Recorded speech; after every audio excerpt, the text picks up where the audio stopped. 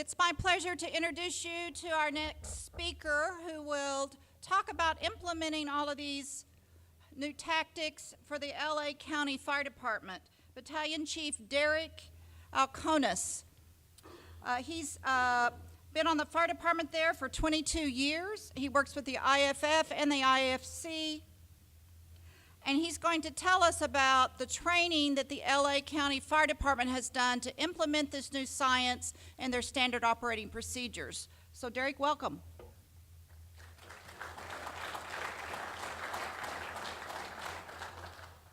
Well, thanks to the IFC and Oklahoma State. Oh, yeah, okay, so lunch was going to be at 12, but we're going to push it back until about 2, so I'm going to stand up here and just keep going. No, they told me that I have the right to determine when we break for lunch, and I'm usually pretty hungry all the time, so I think we're probably going to be right after noon sometime.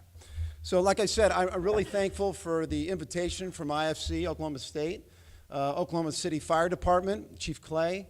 It's been wonderful just listening to Dan. Obviously, we all need to be reintroduced to some fun fire facts, which are air makes the fire bigger. Wow. Thanks, Dan, for that one. That was supposed to be funny, by the way. And also, if you restrict air, the fire will get smaller. If you apply water, conditions will improve. Thanks for that one too, Dan. Sometimes we need to be reminded of these things as firefighters. So I've been around the job for 24 years. She said 22, but it's actually 24. And we were raised in LA County Fire Department to rush in, hustle in, and sometimes we'd even bypass the fire. If it was showing out of the A side, out of an adjacent window to the door, we'd say, well, we got to go from the, and you're going to finish my sentence, hopefully, from the uninvolved to the involved. That's the way where many of us were taught. Yet you have to go from uninvolved to involved. So we did that. And the result was some of us got burned. The fire went out eventually, but we certainly could have done things better. And we're always looking for ways to improve.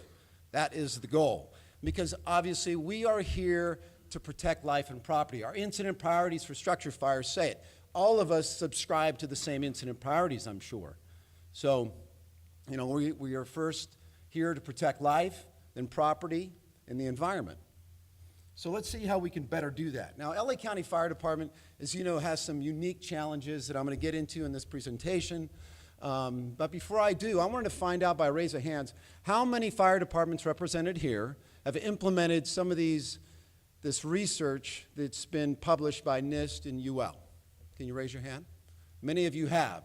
So you probably come from different fire departments. Some of you may be more rural, some are more urban, some are large, some are small, medium size. We all have our unique challenges. LA County Fire Department definitely falls into the unique challenge category because of just where we are, and you're going to get a nice picture of that in a moment. But what we wanted to do, we want to take this research, find out how we could be better. We need to save more property and protect more lives. That's what we're sworn to do, and by darn, we're going to do it. And one of the things we looked at was our strategic plan. Does this research help us achieve what our goals are? And there's 12 goals in here within our strategic plan.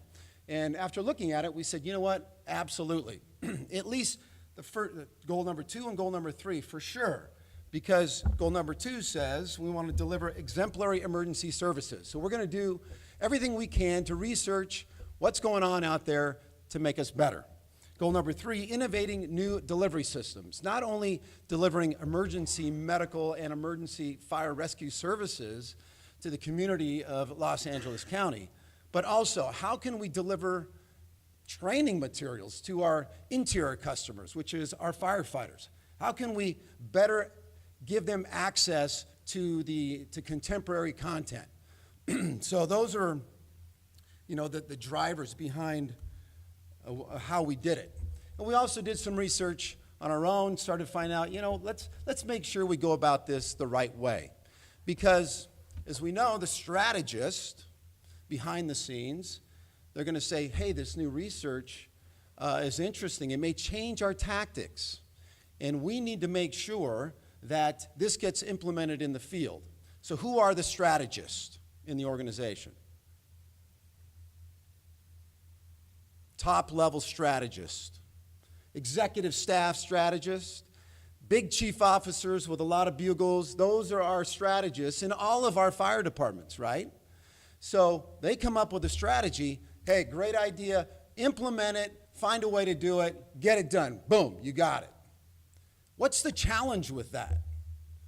Is it that easy to implement long-lasting, tactical, decisions and the thought processes? Is it that easy really to implement this stuff? It seems like it would be, but it's not. And I would think that because we have a long tradition, all of us, of doing things a certain way in the fire service. And the way we fought structure fires was certainly that way.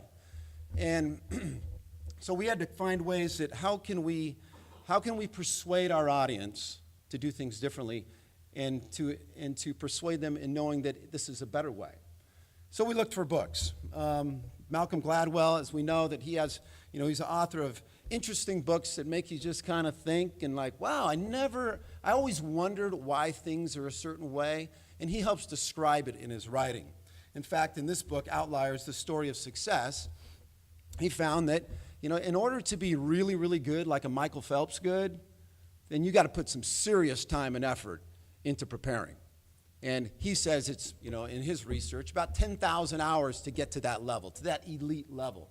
Now, you bet, we'd love our firefighters to be an elite level and Olympic performers styles, but we might be capable of doing that. But, however, we know that there's a lot of preparation that's necessary in order to change a behavior to function at a very high level. Another book he wrote was The Tipping Point, How Little Things Can Make a Big Difference. So in this book, he describes, if you want to make changes in an organization, then you have to have what we call connectors, mavens, and salesmen. Now, what is a connector? A connector is an individual who she could be an individual within the organization that is well known and has access to maybe a lot of programs and understands the organization very well, and people are attracted to this individual. A maven is an individual who knows the science. So that's your Dan types. And they can make sense of the numbers for you. So the good example is a connector would say, oh yeah, Steve Johnson over there, this guy is bright. You should see what he's done, all the research, he's read all the studies, he's got it all down, and he says, the way we were doing it before may not be the best way. So you got to talk to Steve Johnson. So the connector is connecting more people to this maven, and they're reinforcing the cause here. So the other one is the salesman, is just the person that gets out there and does it. Dan mentioned that New York City Fire Department assembled a big group of chief officers and said, hey, this is how we're doing business now, and how they implemented the research. This is a very similar story that's told out in The Tipping Point, is you want to assemble this group of people and get them the appropriate information so they can help sell it to the community that they work in. And the last one is Contagious, Why Things Catch On by Joshua Berger. This one's interesting. He's a professor at the University of Pennsylvania and the Wharton School. And he says if you want something to catch on, then it has to have these 6 items. Social currency. So you want to share something because it puts you in a higher social status. It's why people wear certain types of clothing. It's why people drive a certain vehicle. They want to be known for that, right? It connects them to a larger, or it positions them better in the social environment. Or it has to have a trigger. So a Kit Kat, for example, has a trigger. And when I say Kit Kat, you should be thinking about the little jingle that goes along with that. It has to evoke some type of emotion. It has to have an emotional attachment. And it has to be public, it has to be well known, it has to be accessible. You have to put it out there so people can see it. It has to have practical value, so something you can use. and there has to be stories attached to it. If you go out and buy this book, and if you just thumb through the last few sections, it goes over these in detail. So you can save yourself a lot of time and not reading it and just going through the summary. So we went through all this information, and I wanted to make sure that I presented that because it wasn't something that any one of us kind of thought of how we distribute the information to our population. We had to go out there and study how it's done professionally, how businesses create organizational change. So this is our challenge. We have 4 million residents that we protect within our jurisdiction of LA County. And remember, Los Angeles County is 4,000 square miles. We protect 2,300 square miles of it. And within that 2,300 square miles, there's 58 cities that contract with us to provide their fire protection. We have almost 3,000 firefighters spread out over those 2,300 square miles. We have about 170 stations, and we've got some challenges. So as you could, you turn on the news and you can see that we got some weather blowing through out there recently. We've got fires burning just north of us. We have a big mutual aid system in the state of California, and so we have resources spread out all over the place. And these are our unique challenges. When you have stations that are almost 100 miles apart, but they have to have the same training and they have to be on the same plan, how do you get a consistent message out there? That's a challenge. We hired a consultant. We wanted to make sure we were doing it right. And so this is Dave Andrews. He's a professor at the Claremont Colleges, and he helped us devise this new training plan. So, what has changed? That was the big topic of discussion. Our firefighters wanted to know, what has changed in the fire environment? And we've been releasing little things here and there to pique their interest, but we really needed to come hard with them and get the information in the palms of their hands. So to do that, we needed to create video, and I'm sure many of you have seen our videos, and we hired an intern. We have an individual who is a skilled videographer who works as a captain on our job. Living in Los Angeles has its advantages because we do have some Hollywood talent amongst our rank and file. We can pull out and say, hey, you guys got to help us out. And this is definitely the case here. So we paired one of our trained videographers from LA Film School, who's also a captain, and then we went out to a college and got us an intern and hooked them both together, and we got Hollywood right in our backyard. The other thing we did is we started a free website, so we wanted to make sure that the stuff was accessible. It has to be public.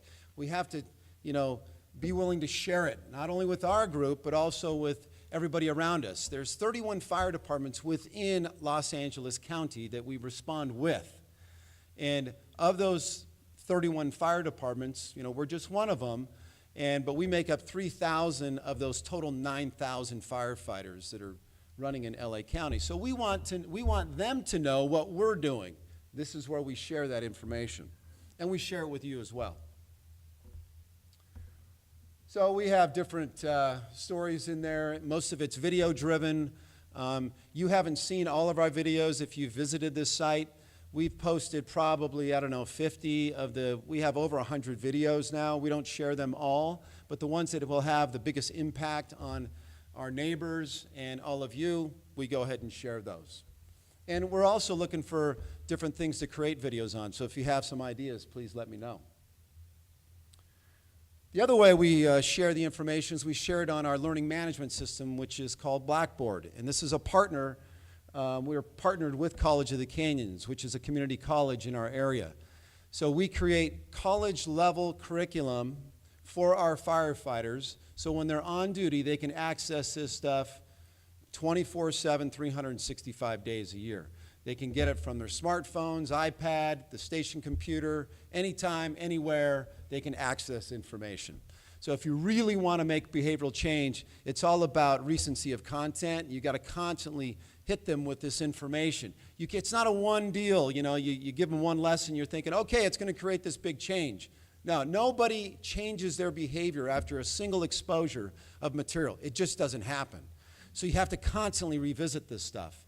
One of the things that we did is we not only presented the material much like Dan presented here, and we've even taken some of his videos and posted those online, but we've incorporated the lessons on door control and flow path and exterior water application in other lessons that we post online. So if we're talking about forcible entry, we better be talking about flow path and door control. If we're talking about search and rescue, you bet. Flow path, door control, and exterior water application and controlling the gas layer is going to be a component of that. So they're constantly being hit. If we're talking about just nozzles, in fact, then we incorporate those topics into that discussion as well. So anytime, anywhere, there it is. Lessons typically include these components. You have an e-learning module right here, which is basically a PowerPoint-driven presentation. You have a video. There's a manipulative drill that goes along with a lesson plan. So you have everything, and I'm going to show it to you in a moment, or maybe after lunch, so you can just get a feel of what's on there, and maybe we'll even go through a lesson on garage fires. And so you can see how our firefighters are learning these principles. This is just a basic screenshot of what they see. So this was July, and you have, we're talking about introduction to flow. This is last July, so July of 2013. So we were, just prior to July, we sent out, or we posted lessons on attic fires and garage fires. Now, why those two? Because as we looked at our NFIRS reports, it showed that we have mostly attic fires and garage fires. So we wanted to make sure that that research was incorporated into those two types of incidents. And even before we introduced Dan to our community of firefighters, we first put it in our own words. We wanted them to hear it from us, from our firefighters. And so those two lessons, garage fires and attic fires, were pretty much us sharing the information from UL and NIST to them. And that kind of warmed them up. It was intentional. And then in July, we had a new recruit class coming out, which we trained them on all of these new principles of firefighting, and we changed our tactics with our entry-level firefighters. So they were going to go out in the field and now be able to perform door control and identify flow path and understand exterior water application and all those things. And we were getting them ready to be received by the field. And so this stuff was going out to the field in July, just before the new recruits were hitting the field.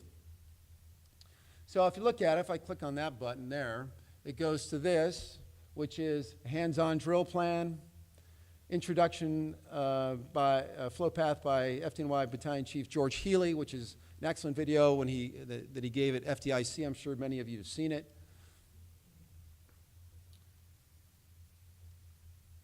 You click there, and it gives you all kinds of information on door control. There's a hands-on drill there.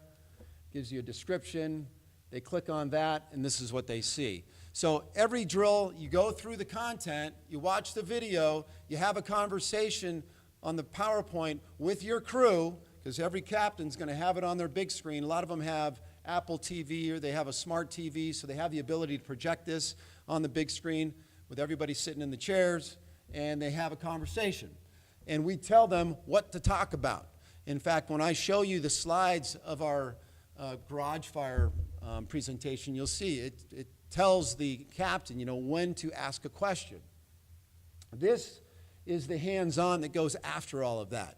So once they've gone through the material, now it's all about getting your hands dirty and get your hands on the equipment. Because as we all know, we all became firefighters because we like to mess with tools. We like to do the physical work, which is great. But before you use a physical tool, you have to make a decision on which one you're going to use and when you're going to use it. Because if you select the wrong tool for the wrong condition, you may get somebody hurt, including yourself. So all of this information, this written information that we post online helps them make a better decision on when to select the tool, when to use it, and how to use it. All right, so we go back. If they come back here, they click on that. This is the door control video. In fact, I'll just show a little bit of it.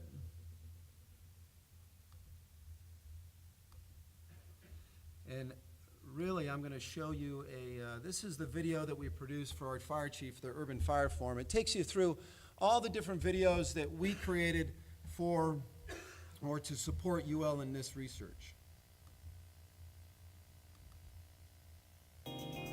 Working for training, we have a responsibility to change firefighters' behaviors so they protect more lives, save more property, preserve the environment, and return home safely.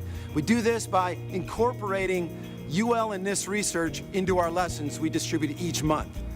The first one you'll see via video featuring BC Stan Brower. He's talking about exterior water application, how to control the flow path. Is there more research showing how we should fight fire differently than how we previously trained? The answer to this question is yes. UL's in this research prompted us to change things around a little bit. This is how we did it. As the door control firefighter, your job is to control the flow path of fresh air to the fire. You are trying to keep the fire ventilation limited or oxygen deprived. Before entering to search for victims, our firefighters need to control the fire. Before entering the structure, evaluate the smoke conditions to find out where the fire is located and where is it going. The fire's flow path can tell you what the fire may do and where it's receiving its oxygen. Controlling that flow path can slow down the fire's growth and extend victim survivability time. Once inside searching for victims, putting out that fire, it's important we have good coordination between the interior crews and those crews that are assigned to ventilation. But there's some conditions that we have to be conscious of, especially the wind. If we fail to control the wind entering a structure, the fire will get bigger. A growing fire puts citizens and firefighters' lives at risk while destroying personal property. These new fire behavior tactics need to be in the hands of our firefighters 365 days, 24 hours a day, so they can save more lives, protect more property, and they can get home safely.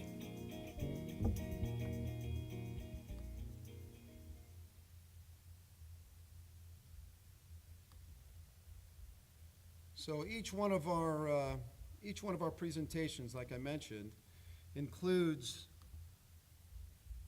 this a short video, and we found that it's kind of a teaser. We don't give them step-by-step instruction. The step-by-step instruction comes in the way of a PowerPoint or maybe in a document, but we do have to capture their interest. They want to see their friends on the video.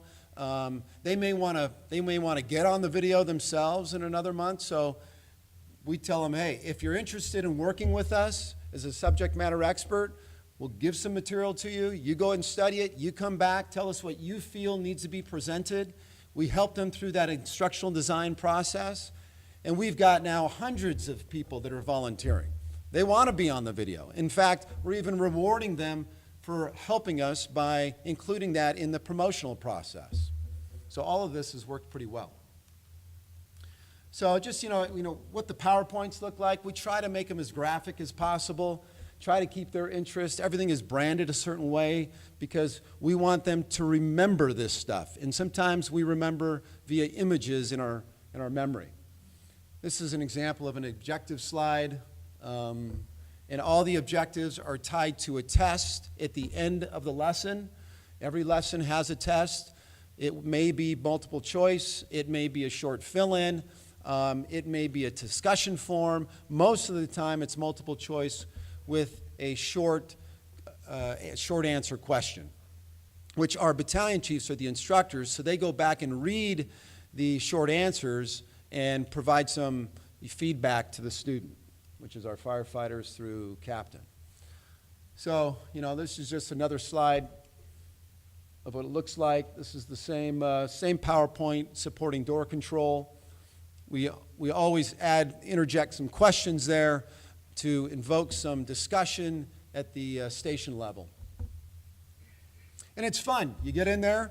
If you have a captain who is real motivated and looks forward to, and actually is grading his individuals, you know, he can now use their responses as he or she starts to write their performance evaluation.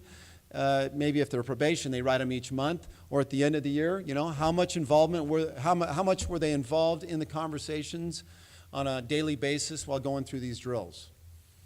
This is one of the slides that we took from the IAFF Fireground Survival Program, because they mentioned staggering people inside and controlling access points, which lent itself to controlling, you know, the flow path in the doors. So we reinforced that concept within the door control lesson. And as you get more people in there, and they've already seen this before because everybody's gone through the Fireground Survival Program, but we're just showing that it's all interrelated. It makes sense.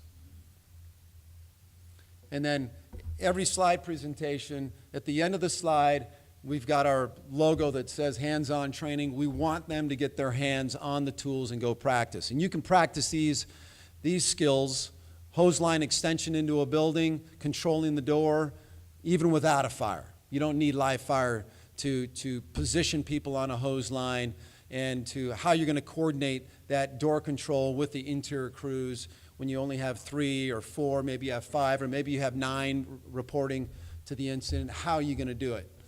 And this drill plan tells them exactly how to set up that drill. And that's just cut out from that area. So one of the things, you know, so how are the videos being viewed and are they being received? So we can track that. That's the other thing that's nice, is that we want to find, you know, what the analytics are telling us. Are people consuming the material? And are they understanding it? Now, we can't get the facts on whether or not they're understanding it until we start looking at some incidents specifically. And we're starting to do that as well. But in terms of consumption, I think these things have been voraciously consumed. Total loads is almost 1 million. I mean, this was taken a couple months ago, so these are all updated. This is up to about 250,000 plays on this one. And I think we have 80 different countries of firefighters that have viewed the material. So some of the videos have been viewed many more times than others, but nevertheless, they are being consumed. In addition to the online platform that we distribute the material, we also want to make sure that we host hands-on training.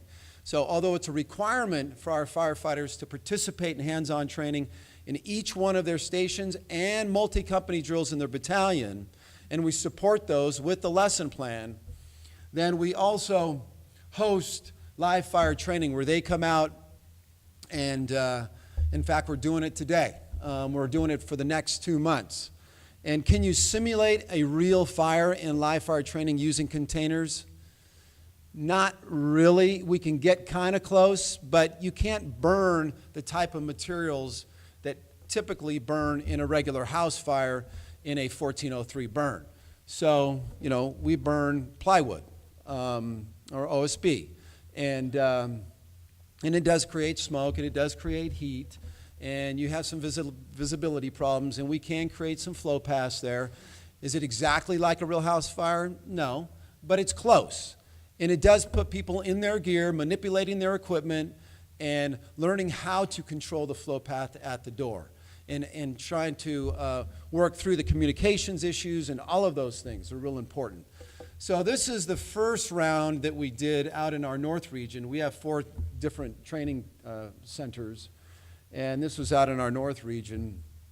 So we had trained 730 people, 180 engine companies, you know, over 100 live fire evolutions, and we say hundreds of flow paths recognized and doors controlled. We use those terms over and over and over, and we thank, you know, Steve and Dan for introducing us to those terms, because they have now become part of our vernacular. I mean, it's something, if you can't have a conversation with a firefighter in LA County without mentioning flow path, without mentioning controlling the flow path by positioning somebody at the door. But that's just the beginning. We're hoping to get another 1,000 or so in these next few months. So like I mentioned before, current promotional exams include information from UL in this research. Our standard operating procedures supporting structure fires has 7 references, I believe, of the research. So there are the abstracts or the executive summaries. So when you're studying now, not only do you need to know the policy, but you're going to have to, you'll also be responsible for knowing the executive summaries of each one of those studies. And that is all testable. So that's another way you can include that information. SOPs, like I mentioned, those are SOPs that we developed. They are attached to all the research and all of our videos. Everything that we have published in the last year and a half is connected within those SOPs, and that's real important. That's probably been the most difficult part of this whole project, is creating the SOPs and getting them approved. In fact, they're still in the approval stage now, but they're at the last phase of it. But it's been really challenging just writing something that everybody can raise their hand to the square to. But there's some resources, because you have FSI, and they created that slicers document, which is a great start. Is it perfect? No, but nothing we create is perfect. We do the best we can. And I think that this is a great template for you to follow to start to write your own SOP supporting structure fires. By a raise of hand, how many fire departments represented here have this new research included in their SOPs? All right, none of us. So that's the next phase, right? Is you have to, how do you incorporate things like door control, controlling the flow path, exterior water application? How do you memorialize it inside of a document? This is a great start. I've also included our SOP so you can have a look at that and see how that fits for you. Don't reinvent the wheel. It takes a long time. It's arduous and ugly, and nobody likes to sit there and write. We signed up to become firefighters because we like to run into buildings and save people. We don't necessarily like to sit behind a desk and start typing away. So knowing that, steal from others. Is it working? Is all of our stuff working? Good question. How do we determine if this stuff is working? Well, we have to look at our incidents. And in Los Angeles County, we have a system of, we have to record what we do on incidents in our NFIRS, but we're also required, as per local policy, that if you have a structure fire that has a loss value of $30,000 or more, you're required, as the first-in company officer and the incident commander, which is the battalion chief, to create what we call a 220. It's like an incident summary. And this is a separate document from the NFIRS. You are supposed to tell us what happened on that incident, and this goes to all the chief officers, and then the fire chief makes a decision on whether or not it's going to go to the board of supervisors, because obviously the board would be interested in what's happening out in the community. And it may also go to the smaller city manager. Like I said, we have 58 cities that we protect, so each one of those has a city manager. They may be interested in finding what happened in that house fire that we responded to last night. So these are the kind of comments that are coming up. To limit fire extension, door control was utilized to limit the flow path. Like I said, we didn't have those words in our vocabulary a year and a half ago. They are showing up. Along with proper ventilation, allowing an aggressive interior attack, limiting the fire damage to the garage, with heavy smoke damage throughout due to the residents leaving the interior garage door open. So all of these are, they connect to these lessons. So we had a lesson on wind-driven structure fires, we had a lesson on door control, and we get this comment. Aggressive offensive fireground tactics were deployed, monitoring door control due to wind conditions. They made a connection there. This one, look at this connection. A 1 3/4 inch pre-connect was extended through the front door, utilizing door control. Extreme heat and smoke were experienced by both captain and firefighter upstairs, always being aware of the fire's flow path. Now, so we get about, just give you an idea of how many of these things that we receive every day, probably 3 to 4 every day we get one of these 220s these after-action reports. And so our training section, we go through them all to see if they are mentioning some of the things that we're doing and if the tactic was appropriate for that particular fire. The other thing we do is we Google the address and we bring up a picture of the structure. We send it back to the individuals that were on that incident and we said, was this the fire you were on? Was this the occupancy that you were on? And can you explain a little further exactly what you did? And so then they'll come back and respond more on exactly what happened. And all of these comments were in the 220 themselves. There were no prompting at all. If we don't see anything, then we'll go ahead and connect with the officer and the chief, and they'll give us more information. And oftentimes they said, yeah, we applied the stuff that was on Blackboard. We applied the stuff that we saw in the studies. We applied the stuff that we learned in the live fire training, which is great. Look at this one. This guy is really verbose here. After penciling the ceiling, the fire attack crew advanced into a room of origin. After entering room of origin, nozzle firefighters saw flame through the smoke. Cooled gases advanced and knocked down the seat of the fire. While fire attack was ongoing, firefighter from 134, door control firefighter, observed open glass slider on the D side with bidirectional flow. Door control firefighter proceeded into the structure to close the D side slider and resume his position at the point of entry on the A side. No vertical ventilation done due to fire being kept in compartment of origin. And I think this is the last one. So this one goes along with coordinated attack and vertical ventilation. On arrival, restaurant was fully charged with smoke and front glass door was hot to the touch. Penciling of ceiling was used as fire attack crew extended further into structure. Relief from penciling ceiling was noticed when crew entered kitchen area. Door control was in place from the beginning of entry and helped keep the fire from progressing to flashover. Excellent coordination of ventilation and fire attack.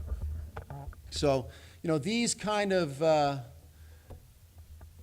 comments in their reports lend us to believe that the information is being assimilated into their behaviors, and that's what we want to see. But ultimately, like I mentioned at the beginning of the talk, is that it's all about protecting lives and saving property.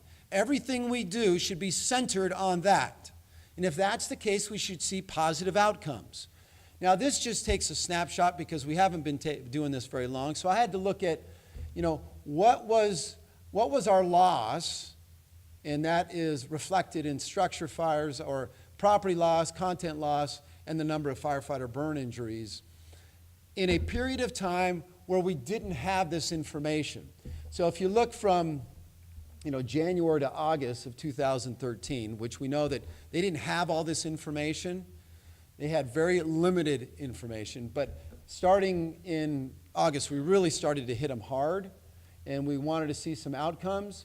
So then we took it from January of 2014 to August of 2014. The fires were pretty much the same. You can see you have $3.5 million decrease in loss in property, and you have a pretty significant loss in contents or reduction in content loss. This one is fascinating to us because that represents even a larger number of loss because burn injuries, guys and gals are out for a long time. And so you have to pay for the backfill and all these other things. And people can be seriously hurt where they never return. So you almost have half the number of burn injuries. Why do you think that is so? Cooling from the outside. Probably. We didn't do that before. Everything was on the inside.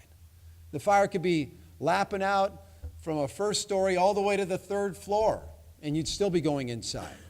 So, these phrases of hitting it hard from the yard, we made fun of them, but I hear it come out in reports as well. They're using it. They're applying it. They're becoming better at with their tasks. Any questions regarding this? So, we post, like I mentioned before, this information, a lot of it, around 50 videos or so are on LACOFTturnout.com. We're also posting PowerPoints on there. We feel our PowerPoints are pretty persuasive, and it's not like you need a whole team of instructional designers. I know I said that we hired a consultant, and I know we've got this talent pool in Los Angeles, but you know what? We started using this. We started shooting video with this. And then we've progressed since then, but we can do a lot with a phone. And that's how we got people interested. It was just starting to shoot video and edit it using iMovie, which you can download for like $5.99. And posting it to Vimeo, which is $50 a year. And all of our stuff, we haven't even exceeded the capacity of our account, which we bumped up to a $200 a year account.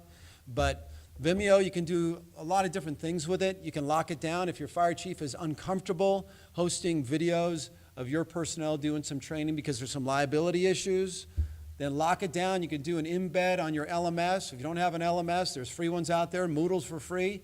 Hey, it's out there. And firefighters who say that I can't learn online, I have to be in a lecture. That's the only way. Well, the research says that a lecture is actually one of the most ineffective ways to learn. And online learning is actually more effective. You can learn at your own pace. You can rewind it several times. You have a consistency of messaging when you produce a solid video and a solid PowerPoint and a solid document.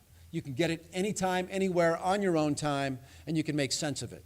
So, also, you know, even with, you know, our firefighters may say that, you know, I don't read, I don't learn through reading documents and things like that.